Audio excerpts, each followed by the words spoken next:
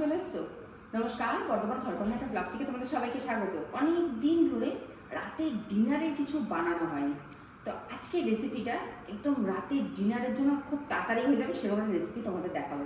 তো চলো, ডিনারের জন্য একটা রান্না দেখাবো। তো আমরা রাত্রেবেলা প্রায় দিনই সকলেই আমরা বলতে সবার কথাই বলছি, তোমাদের কথাও বলছি, নয় ভাত বা রুটি বা পরোটা খেতে ভীষণ ভালোবাসি, তার সাথে ভাবি এই খাবো ওই খাবো। আজকে নতুন ধরনের তোমাদের একটা রান্নার সাথে পরিচয়। এটা তোমরা ভাত দিয়েও খেতে পারবে, রুটি দিয়েও খেতে পারবে, ইনফ্যাক্ট পরোটা দিয়েও খেতে পারবে। তো চলো রান্নাটা শুরু করা যাক। আর হ্যাঁ, রান্নাটার নাম হলো রসুনি মুসুরি চিকেন। তো চলো রান্নাটা শুরু করা যাক। তো যেহেতু বললাম তোমাদের রসুনি মুসুরি চিকেন, তো উপকরণগুলোর সাথে পরিচয় করে দিই। আমাদের এখানে চিকেন লাগছে, আমি এখানে একটু সব রকমের মিশিয়ে নিয়ে মাংস নিয়েছি, লেগ পিস, উইংস। এবার তোমরা চাইলে এটা বোনলেস দিয়েও করতে পারো। আর এখানে মুসুরির ডাল, যে মুসুরির ডালটা আমি 2 ঘন্টার মতো ভিজিয়ে রেখেছি। অতি অবশ্যই কিন্তু মুসুরির ডালটা ভিজিয়ে রাখতে হবে।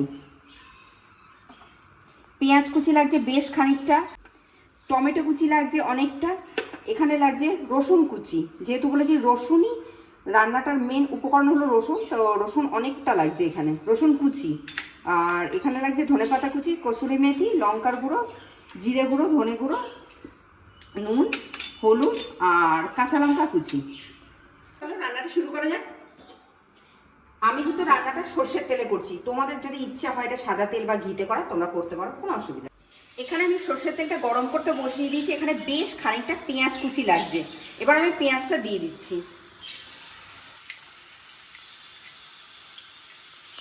এবার পেঁয়াজটা আমি খুব ভালো করে একটু ভেজে নেবো, ভালো করে বলতে একদম লাল লাল করে ভেজে নেবো আমি। পেঁয়াজটা খুব সুন্দর করে ভাজা হয়ে গেছে, তোমরা দেখতে পাচ্ছ এখানে। এই সময় আমি এই যে টমেটোটা কুচি করে রেখে দিলাম, সেই টমেটোটা দিয়ে দেবো। এখানে কিন্তু আমি সব কুচি করা জিনিস ব্যবহার করছি, কিন্তু বাটা ব্যবহার করছি না। কুচি পেঁয়াজ আর টমেটোটা, এই যে জিরের গুঁড়োটা দিয়ে দিচ্ছি, এর সাথে আমি ধনে গুঁড়ো দিয়ে দেবো, আর অল্প শুকনো লঙ্কা গুঁড়ো দিচ্ছি। এটা কিন্তু ঝাল আন্দাজে দেবে, তোমরা যে যেরকম ঝালটা খাও। এই সময় কাঁচা লঙ্কা কুচিটাও দিয়ে দিচ্ছি আমি একবারে, হলুদ গুঁড়ো দিয়ে দিচ্ছি। এবার স্বাদ অনুযায়ী আমি নুন দিচ্ছি, দিয়ে আমি এই মশলাটা খুব ভালো মতো কষাবো। মশলাটা দিয়ে আমি ভালোভাবে কষাবো। হ্যাঁ, আর এই সময় আমি অল্প একটু জল দেবো যাতে মশলাটা পুড়ে না যায়, যেহেতু তেলটা অনেক কম ছিল তাই জলটা দিলে মশলাটা পুড়বে না।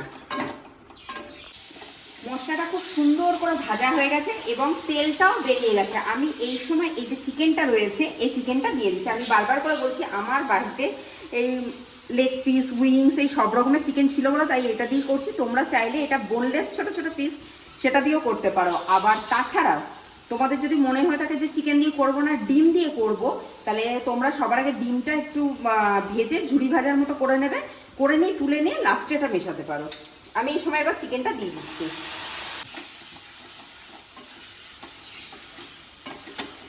চিকেনটা দিয়েছি, তার সাথে কিন্তু আমি মুসুরির ডালটা দিয়ে দেবো। এই দেখো আমি এখানে বড় মুসুরিটা নিয়েছি। চিকেন আর ডালটা আমি দিয়ে দিলাম। এবার আমি এটা ঢাকা দিয়ে সেদ্ধ হতে দেবো দুটোই।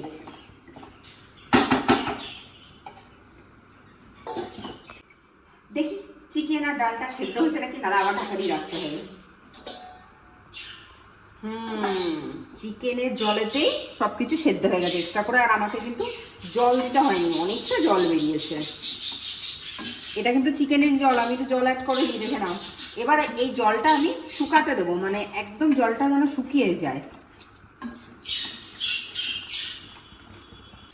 আচ্ছা, এদিকে না আমি চিকেনটা আর এই যে ডালটা যে সেদ্ধ করতে হবে এটা তো সেদ্ধ গেছে, এই জলটা শুকাবার জন্য বসিয়ে দিচ্ছি। এবার এখানে যেহেতু বলেছি রসুনি মুসুরি চিকেন, এইবারে আসল জিনিসটা তৈরি হবে কিভাবে আমি রসুনটা এর ভেতরে দেব। তো আমি এখানে একটা প্যান বসিয়ে দিচ্ছি। এবার আমি সর্ষের তেল দেবো অনেকটা। এখানে আমি এই যে অনেকটা সর্ষের তেল দিচ্ছি, সর্ষের তেলটা গরম হওয়ার জন্য। আর এখানে বেশ খানিকটা রসুন কুচি, বেশ খানিকটা বলতে অনেকটা কিন্তু রসুন কুচি আমি দিলাম। এই রসুনটাকে আমি এখানে ভাজা ভাজা হতে দেবো।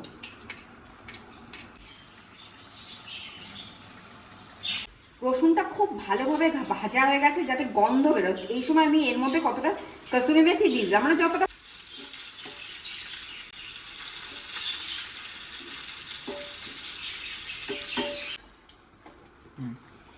চিকেন আর ডালটা খুব ভালোভাবে সেদ্ধ হয়ে গেছে, মানে মিশে গেছে।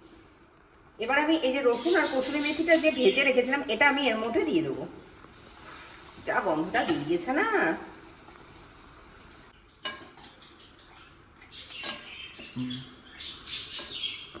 ডালটা একদম তৈরি হয়ে গেছে। নামাবার সময় আমি বেশ খানিকটা ধনেপাতা কুচি দিয়ে দিচ্ছি। ডালটা একদম তৈরি হয়ে গেছে, এবার আমি পরিবেশন করে তোমাদের কাছে ফিরে আসছি।